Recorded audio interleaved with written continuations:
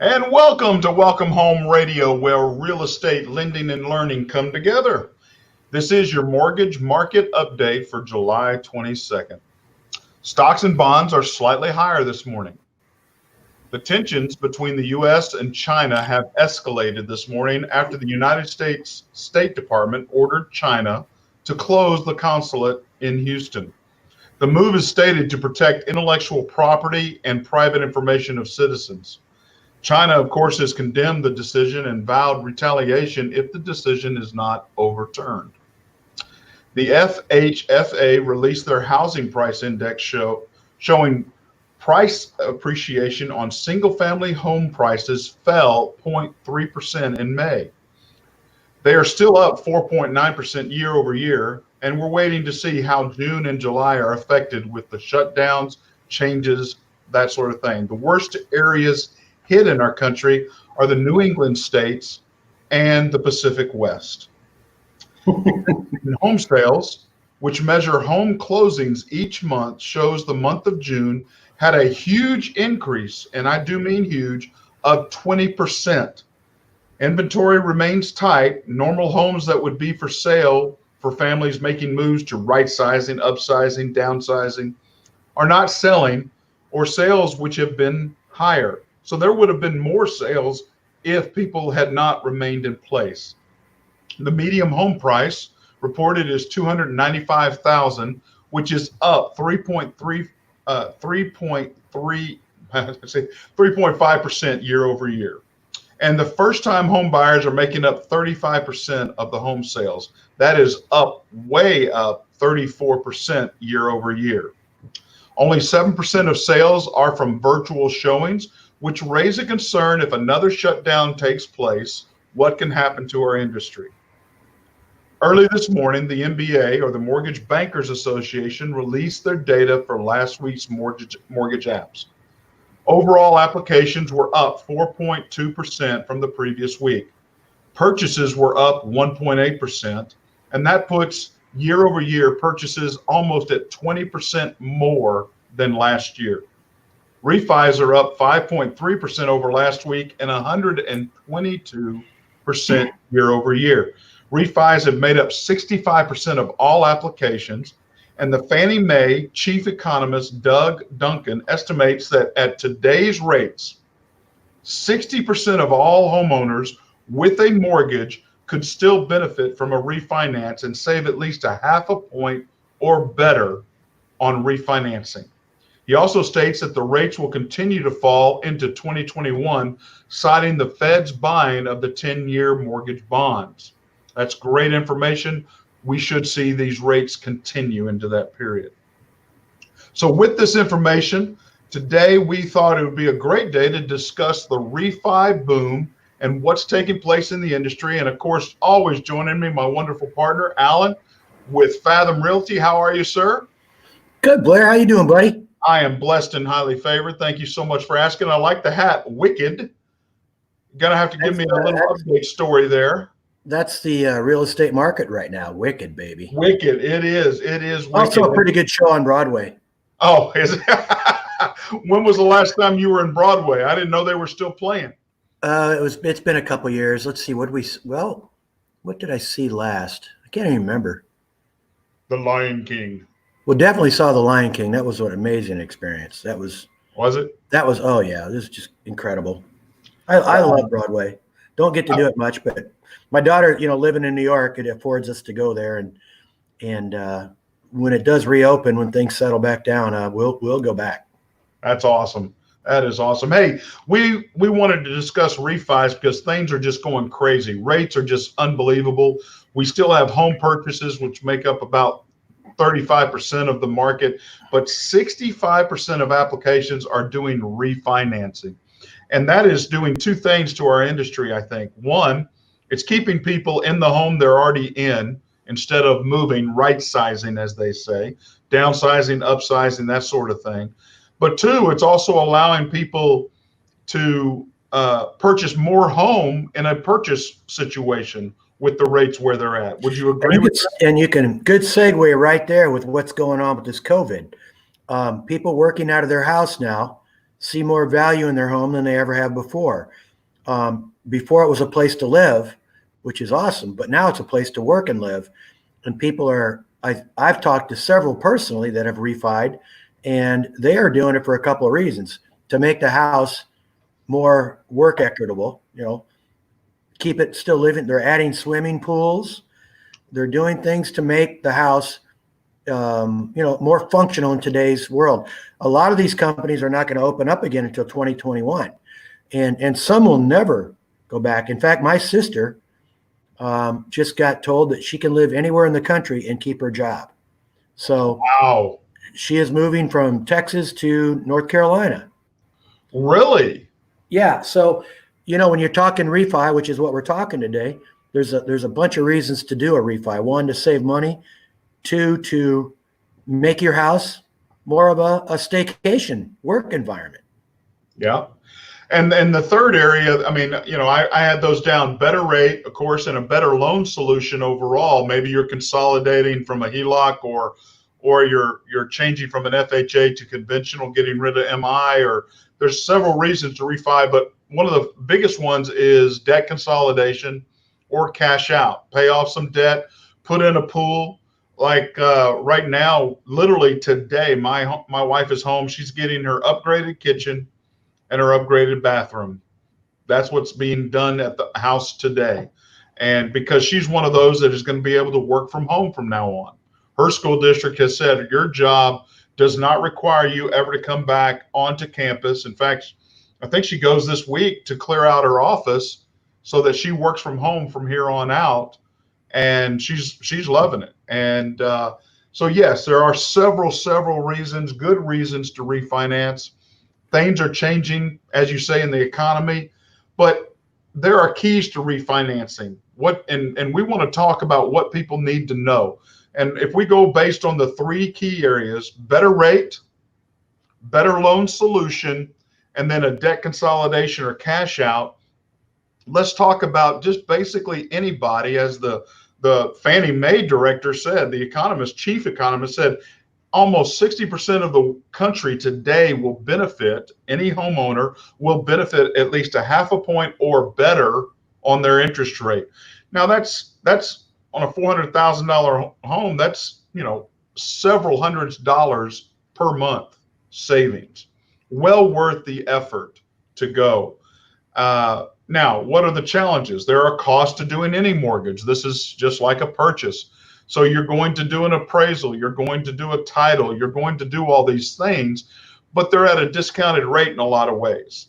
Title companies don't charge as much on a refi as they do because they've already had an established client. And there might, if you're doing it within the time frame of your purchase, you might be getting some rebate money back. So there's an opportunity. Plus, just lowering your monthly cost. My son refinanced. He was literally able to save almost $300, $289 a month just on his mortgage. And he says, Dad, I'm dumping that money right back into the principal to help pay down that mortgage sooner, which is a great suggestion. And I think just like credit cards, people just, it's so easy. I'll just live your life and here's a credit card. And they just don't think about a refi. They just make their payment monthly, automatically from their bank draft. And they don't think about refi, even though they're hearing on the media, interest rates are low, record low, dropped again. It's amazing that it's not even higher than it is when you think about it. It could shoot up much higher if everybody got on board with a refi. Some people are just simply satisfied, and they don't want to go through it. You're right, they are, and I mean, we're talking investment properties, secondary homes, and primary. It is a good time, but I want to stress that refinancing, there is a process. And right now the industry is in a glut. We have huge amount of applications, 122% year over year growth in refinance applications. So a lot of people, I mean, we are literally swamped. Our processors are handling 36 to 50 files each just to get these done. And so again, there is opportunity, better rates. It impacts you with the bottom line. It can impact your equity in your home. I had one client was FHA. She just bought her home a year and a half ago. We were able to get an appraisal back and found out the value was much higher. We converted it to a conventional, was able to get rid of PMI, and she's at a better rate than she was with the FHA. All a positive thing. Impacted her pocketbook almost $490. It was unbelievable. And I want to have our listeners out there, if you have a question, we're talking refis today, please comment, call in. I believe we're going to have the number up here just shortly, but call us in, ask your questions, because there's so much to do with this. We could go on and on and on, but we want to make sure you understand the key focal points. And everyone can get a better rate in their primary home, guaranteed right now. It's unbelievable. Locking something, I just did it the other day, 2 1/8 of a point. Let me ask you a question real quick. As an experienced refi guy, what is the, and I think this is general interest for the average person, what is the biggest number you've seen in the last year? Like, I'm moving from X% down to 3 or whatever. I've got the file in right now. The biggest one I've seen, he was at 5.875, and he's going to go down to 2.75. Wow. And now, so let me interview you a little bit. What was his reasoning now? I mean, obviously, if he had a 5.8, that's some time ago. So why now? And what's his circumstance, without getting too personal about him, obviously? But what's his deal? He was a veteran. He was able to purchase his home, and with some of the risk factors that he had, whether it be credit, whether it be equity, whether it be reserves in his situation, now a little over 2 years later, his credit is much better. We're able to do a VA IRRRL, which is no appraisal needed, no verification of mortgage. Basically, all it's saying is if you paid your mortgage, that's what we're going to evaluate. Do you still have your job? A verification of employment. And we're able to strip away all the other issues. And it made such an impact for him. It was literally, a very simple loan decision for him. Even if we would have had to gone to a full VA refi and not do the IRRRL, he would have been willing to pay for the appraisal just to get it redone, because he knew it was an impact. He bought his home. He had risk factors there. That was why the interest rate was higher, and he understood that. But now, in coming back, it's been a bigger impact. So somebody out there listening right now knows somebody like that. Yep. And it's not always about you, me, us. It's about family, friends, people that you know, work with, and they might not be thinking about this or thinking it's even possible. And that's what I think has changed recently is it's good to see more people getting involved in the low interest rate thing. I think that's driven some activity because you're hearing it from everybody. It doesn't matter if you're conservative or liberal. All media is talking about it, the low interest rates. And I think people are reacting to it, and they're calling people like you, and they're asking me questions. Sure. How much is my house worth? What kind of? I have a 4% note right now. Do you think it's worth me talking to your lender? And I'm like, yeah, it is. And so I think for the average folk out there, spread the word. They can save hundreds of dollars a month. I think that's great. And again, let's start. We're talking about just educating our listeners. Next week, we're going to talk about one of the biggest obstacles that people will face, whether they're buying, selling, refinancing, is their credit. We're going to be talking credit at that time.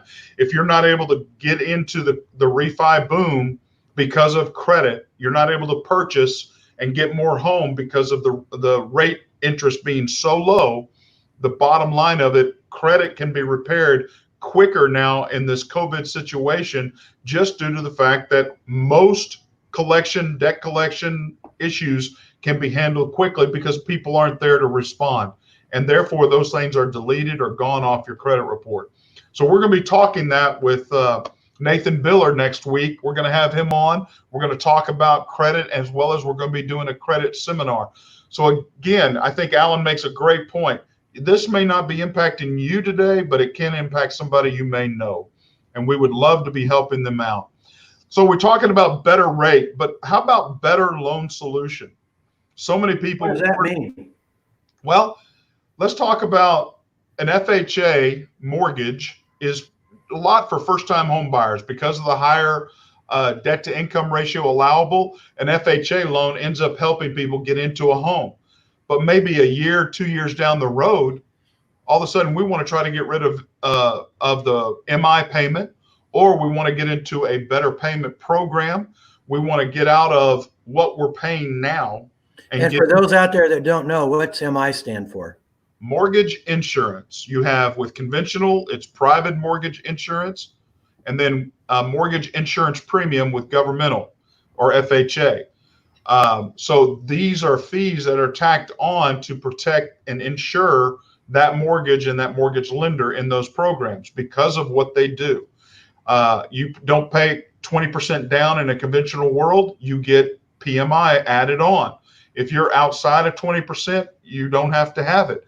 Well, a better loan consolidation or better loan solution means we're able to take your loan now and possibly get rid of some of these other fees, not just get a better rate, but get rid of some of these other fees that makes it a better loan solution for you and your family. Also, debt consolidation. How many people have debt, credit cards, vacations, whatever? You've got equity in your home. This is a great time to take that equity out at a very low cost. What is credit cards average? At best, 18%. At worst, it's in the 20s, 26, 28. If you can do a debt consolidation at 2.5 to 3, then all of a sudden you're able to refinance that money and pay off those debts at a much better interest rate and leave that equity growing in your home. As a lender, what do you see as reasoning right now for a lot of people doing, taking money out of their equity? And what are they using it for? They're paying down debts that are a little bit larger than they thought, whether it be student loan debt, whether it be credit card and paying off the car. They're trying to get down to just having a mortgage. They're trying because that's the cheapest dollars they can use. An auto loan is going to be a higher interest rate. A credit card is going to be higher. Trips, student debt are all going to be higher interest rates than what they could do for a mortgage at this time. So does a lender ask a potential client why they want the money, or do they just go? You can ask what you're going to do, but normally if you're doing a debt consolidation or you're doing a cash out, what are those things going to? There are things that we pay off for you. If you're saying you're going to pay off your credit cards, we pay them off in the mortgage once we do it, so we know it's paid off. But if you're just taking cash out to do, let's say you're going to go do a pool, we're not going to pay that. You're going to have the money cash to you, and then that process has to happen. But we still have to have 20% equity in that home before any. So I just had one today. I do a refi, and I take money out for a pool, and then I go to a pool company and want to buy a pool, and I want to put that on some kind of a credit term or something, where I don't pay it all. Does that affect my credit when I do the refi? Not when you do taking the refi cash out, but if you're as long as you do that pool situation after the refinance. If you do it before, yes, it's going to affect it. Right. Okay. So you can just take that, whether it's cash or you start a new loan, but once you refi, it's like when you close on a home, you can shop. You can go shop. That is correct. Okay. That is correct. So what are the key things to know about a refinance? First off, if you're refinancing with somebody you're already servicing with, there are benefits there. Because of the escrow situation in most loan programs, they don't have to transfer escrows. They can keep them. But if you're going VA or going FHA or conventional and you're escrowing with another company, you're going to get all of your escrows back. That means all of the escrows you've collected, you will get personally back. It won't come to that lender, but that new lender has to start off the escrow padded. They have to be able to pay at the end of the year. They have to be able to pay when your insurance comes due. So they're going to pad, and there'll be fees in there. Some of that can be rolled into the loan. Some of it needs to be paid up front, up to you. And a lot of times people forget, I'm getting my escrows back from my other lender. Be aware of that when it comes in. It's reimbursing you for maybe what you're padding the new loan with, or be aware of that. If it's rolled into it, now you just got to cash back to you on your investment of your escrows. So be aware of that. Make sure you understand the escrow situation. If you're waiving escrows, this is a good time in a conventional world. If you want to waive escrows, you're still going to get a good rate, but you're going to take care of your taxes and insurance yourself. And that's a strong situation. Next, refinancing. If you're going in a 30-year, maybe you want to look at a 15. It's going to increase your monthly payment, but it decreases the number of years. I'm doing one right now. They were at 30. They were 6 years into it. We dropped off 9 years to a 15-year mortgage for them at a better rate. And that cut off 9 years of amortization of interest payment, all of that together. So a lot of good opportunities can happen. But, a lot of times there's people looking at it, I don't have the money. I don't have the ability. There are loan programs like an EARL or an FHA Streamline that do things cost effectively. They don't require an appraisal. They don't require certain aspects. They don't require anything but verification of income, verification of mortgage, and you're able to streamline it through. Now, it's still going to take a little while, but we don't have to have all of the things that are necessary. Blair. Yes, sir. For those 65 and over, is a reverse mortgage a refi? Is that categorized as a refi? It is not categorized as a refi. I mean, I guess it could be in terms, but a reverse mortgage is simply its own solution, and it's a great solution. I hate to hear all the negativity about reverse mortgages out there, but at 62, which is the youngest person in the home, if that's possible, you can do a reverse mortgage and never have another mortgage payment ever, and take money out of your home if you want to take equity out, or just do it so that you don't have another mortgage payment.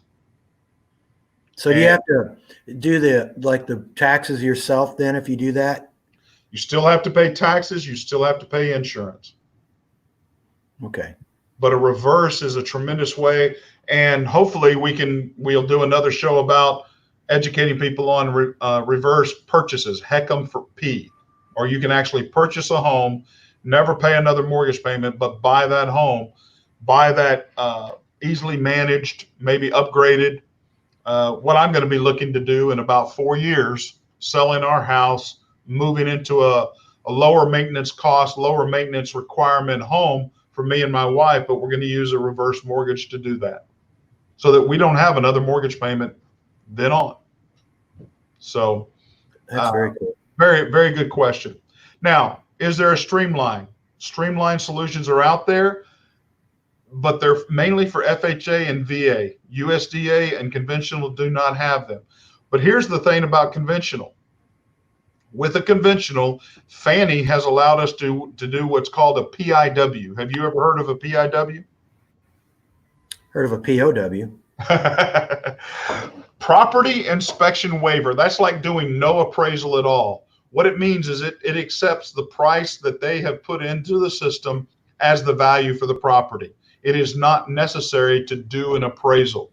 And there are ways to be able to try to get that. Now, it's not all the time, but because of all the data, the MERS data that is out there, they're able to evaluate and say, we accept that value that you put in there. No need to do a property inspection waiver is given. No need to do an appraisal. Well, that really helps out on refis for conventional or purchases. I've been seeing more and more, we're getting more of these, probably on a 60%, 70% ratio. We're not having to do an appraisal anymore, especially lot and block. So that is really helping things to streamline in the refi world. Now, we want to understand there are still costs to doing refis. The refi is cost. I mean, there's underwriting, there's processing, there's title work, but there's several of these things like escrows you'll be getting back from your other lender, and you're able to collect that. So basically, you just have minimal costs going into this. And if you're not doing a cash out, which requires here in Texas, we only do up to 80%. If it's an investment property, we only do it up to 70%. But there's several ways of getting this done very easily and economically. So what are your thoughts right now on refinancing? You're a homeowner. You deal with a lot of people. What would be your concern, or what are the questions you're hearing out there? Well, I think we answered a couple of them already with the older generation on what to do, refi or reverse mortgage, because of, when the reverse mortgage started, there was some negative press. Yes, there was. So that had to be overcome a little bit. And most people get their information about lending on television or radio, at least the highlights of it, let's say, until they talk to somebody like me or somebody like you, and we get them a little bit more into the real world of lending versus what's promised on the networks. But the biggest questions that most people have is, what's it going to cost me? That's a big question. If it's going to, and then, they're just going to roll it in. And am I really going to save money per month? And then you've got people that have refied in the past and didn't really do so good with that money they took out of their home. Well, now we'll bring up two things there. I want to bring that up, and you're very good points.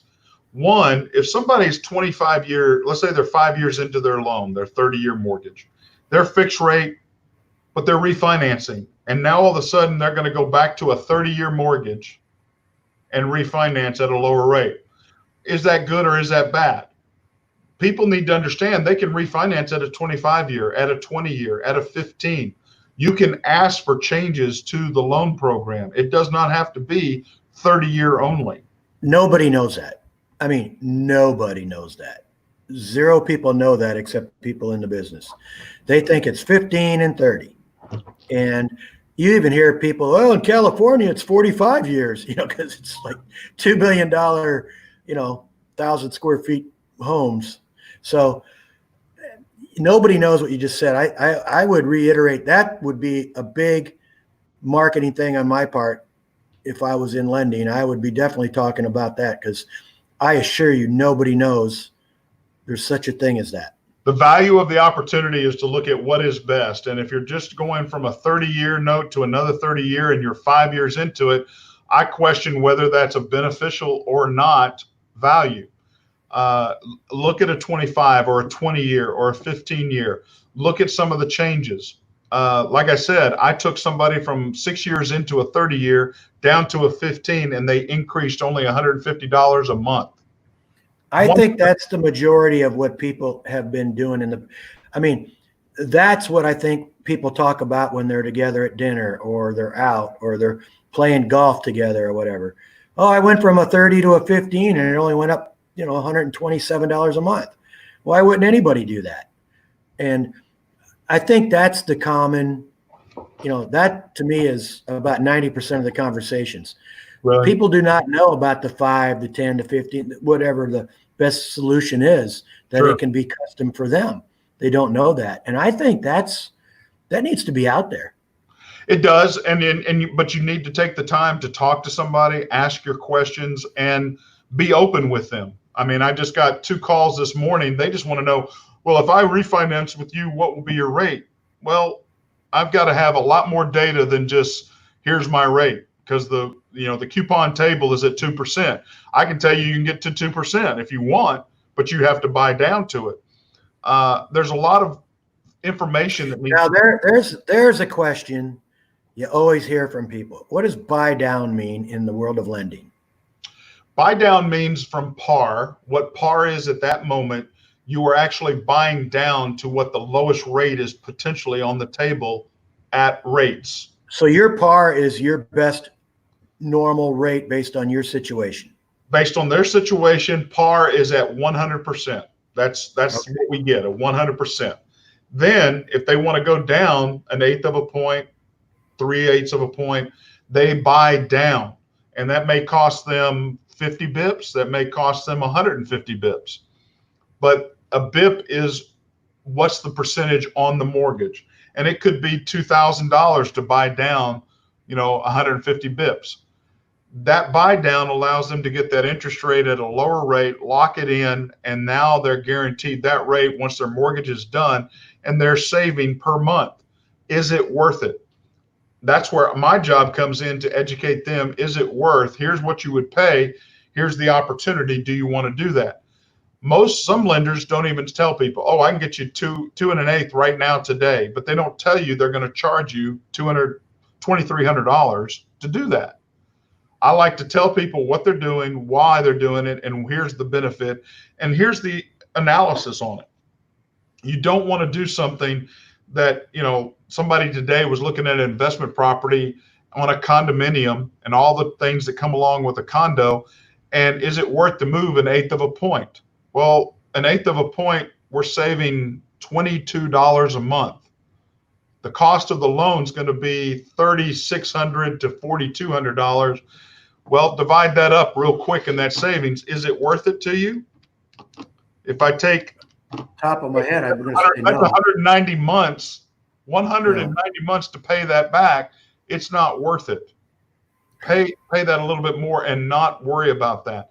But you get into a lot of opportunity for mistakes, for questions, if we have to do an appraisal, you might get a value that's not up higher than what you thought. It might be lower. Then it really becomes a problem. Let me ask you this. There's another question that people ask about appraisals and refinance versus when you're buying a home. Have you seen do the refi appraisals seem higher or the same as when somebody's buying? It seems to me, I don't know. Go ahead. Well, the value a lot of times, and as I've tried to share across multiple programs, we might get an inspection waiver or no need for appraisal. We accept the existing appraisal value that's there already. In a PIW, if they can, through the MERS data, Fannie can sit here and say, hey, we accept your value. It may be up on the higher end. We see them higher. When you say the appraisal that's already on the property, is that from the purchase, or when was the last appraisal? How do you know that? Well, it's from the last purchase because the loan contract number and all that's there, but also MERS data takes in how many homes have been sold in that area and what's the average increase and all of that. And they come up with, and they say, okay, a 7% increase on this home is logical. That's an acceptable property inspection waiver. If they're asking for 20% or 15% or 12%, that's outside of that. In some places, you accept a 15% increase because the properties are selling. It takes in all that data like an appraiser does, but it's all automated and it's already there. So therefore, assuming everything normal about that property increase in value is worth it from the time they purchase it to the date.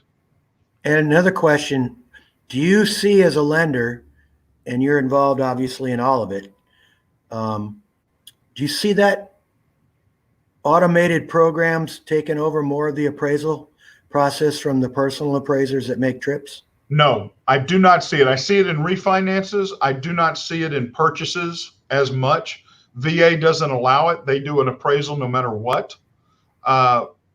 Conventional mortgages with a 20% down, we tend to see a lot more property inspection waivers. FHA purchases will never allow the inspection waiver to take place. It always has to be appraised at the purchases. But if you go FHA streamline, that's without an appraisal. If you do an FHA refi, that is with an appraisal. So I don't see ever the appraisal situation becoming more automated than what it is. But for the benefit of the people that are able to work in the programs that are valued for them, I do see a benefit. I do see the ability. If you're 50% equity into a home, going conventional is a great one. Taking out 25% equity, you're still at 75. You're still going to get a PIW property on your cash out. And let me ask you this: do the majority of people, when they refi, do they just refi, or do they actually take money out when they're doing it? The majority of the people we are seeing, at least from my personal experience right now, are just refining rate refis. They are not taking cash out. Cash out costs more money, and the interest rates for cash out are higher than they are for standard refi. So they're choosing not to go that route, or they don't have the equity in the home to be able to go that route. Mm-hmm. If you're not at an 80-20 or 20% equity in that home, cash out refinances are not possible. Do you ever see people that have paid off their, and I'm just asking, have you ever see people who have paid off their house come at you and say, I need money and Yep. I want to start a new mortgage? All the time. Okay. All the time. And right now they're coming more and more into the market because, again, money is cheap. It is very cost effective at 2.5% to borrow $100,000 against your equity of your home than it is to go to the bank and borrow money, $100,000 from them. It is cheaper to go this route long term. And whether they can put it on a 10-year, a 15-year, normally is where they're at. They want to pay this off, but they need to borrow this amount of money for this. I see a lot of them doing that so that they're actually taking that cash and they're doing something, whether it's debt consolidation, paying off something, or as a lot of people are doing, buying a secondary home on the lake. And that 100,000 gets them what they need, plus all the little fun stuff they want to do on a simple lake property.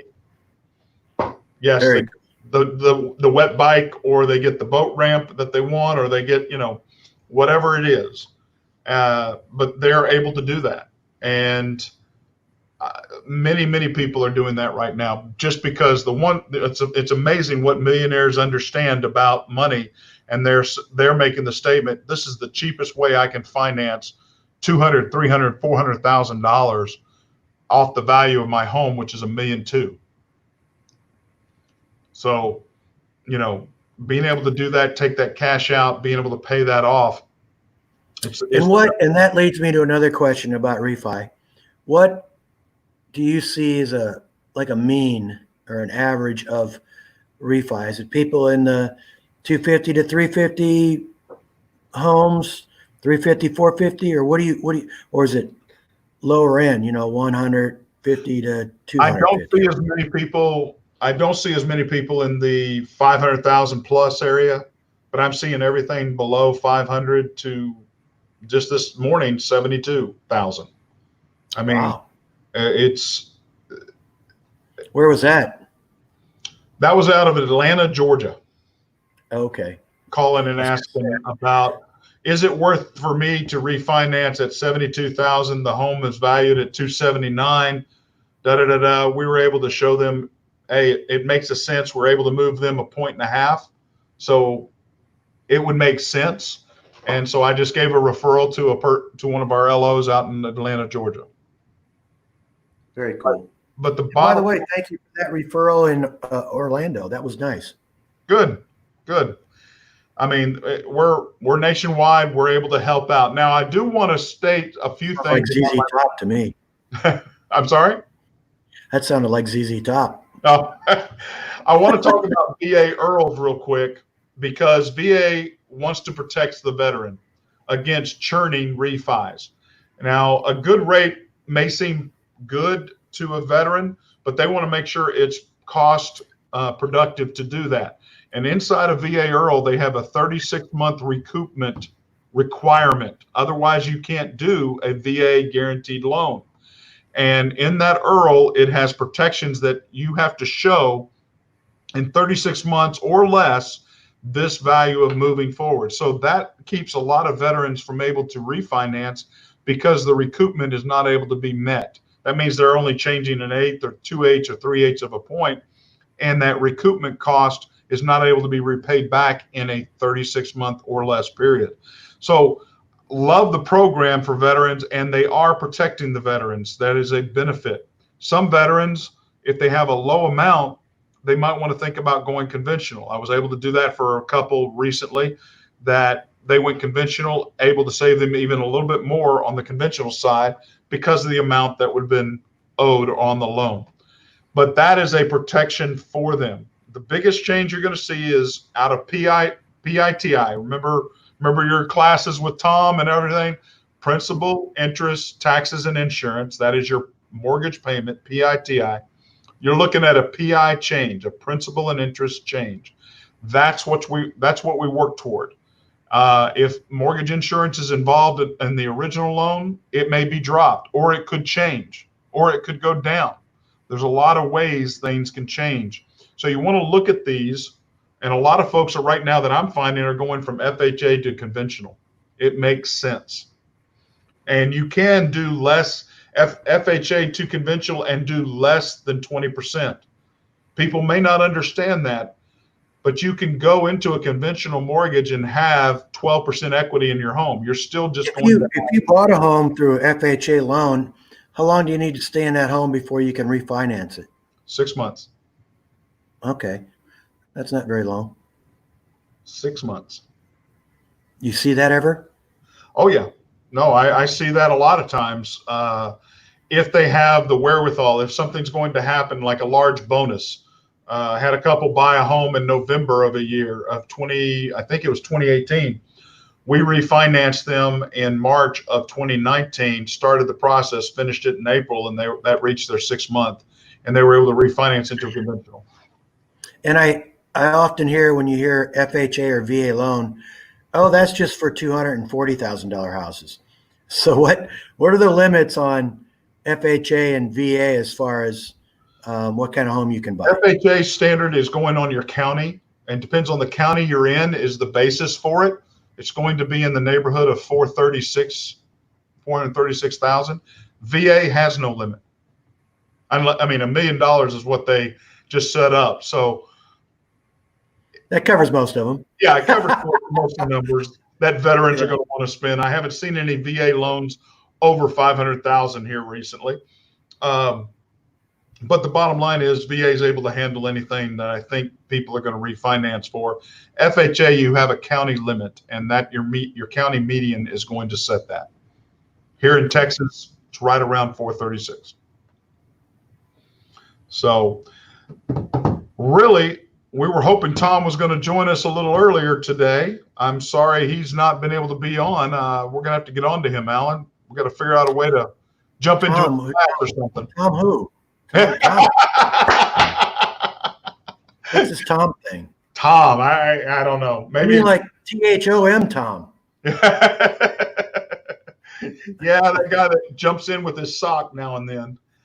I hope this has been helpful for people that help understand about refinancing. Again, one of the biggest things that folks are not able to use this boom, this rate situation, whether you're purchasing or refinancing, is credit has become an obstacle. So next week, please listen in. We are going to be talking credit repair, what can happen, what is on your credit, finding out what is important. And then we'll also be notifying you when and where we'll have an online credit seminar for anyone that wants to join in to learn about credit scores, what do they mean, and what you can do about them. So please join us next week with Nathan Biller. That will be the 29th. And anything else you got? Anything else going on in your world with Fathom? Yeah, well, it's really busy. There's buyers and sellers everywhere. The market is really churning right now, and that's good considering, March and April were a little tough. So it's good to see everybody out doing their thing, living their lives, buying homes, taking care of their families. It's going on. Inventory is a little tight. So if you're blessed to get a listing, it generally gets attention quickly. I would say, especially those under $500,000. So that's an interesting thing going on. And about this show, just so the folks know, we're going to be getting back into little specific items of a week. We might be talking a particular specialty of somebody in the business that of buying a home, be it air conditioning, roofing, all of it. If you want to know anything about something like landscaping, lawn care, pool maintenance, roofing, as he says, or anything, painting, let us know. We can get those professionals on here. We just literally had floors done recently, and now today we're having that upgrade in the kitchen and the bathroom. My wife has been texting me during the show, and it's panic all over again. They're saying this, they're saying that. Oh my goodness. I do want to remind people, last week, I brought out something, and let me see if I can't find this real quick. I may be in the wrong. Well, I'm in the wrong. Where is that? You're studying awful hard there, man. I'm hurting myself. I know. I know. You look very smart. Well, I fake a lot of people out. Where is it? That it? No, that's it. I'm looking at the wrong one. Hold on. I may have deleted it. Well, I did. I guess I deleted it off. Oh, shoot. Can't believe it. I'll just find it for next week. Well, it was talking about the debit card stimulus package for the CARES program. If you haven't received, I can't believe I copied over last week's introduction, had the 800 number there. I'll get that for you. Let me see here. There's another way I can find it. Hold on one second. Let's see here.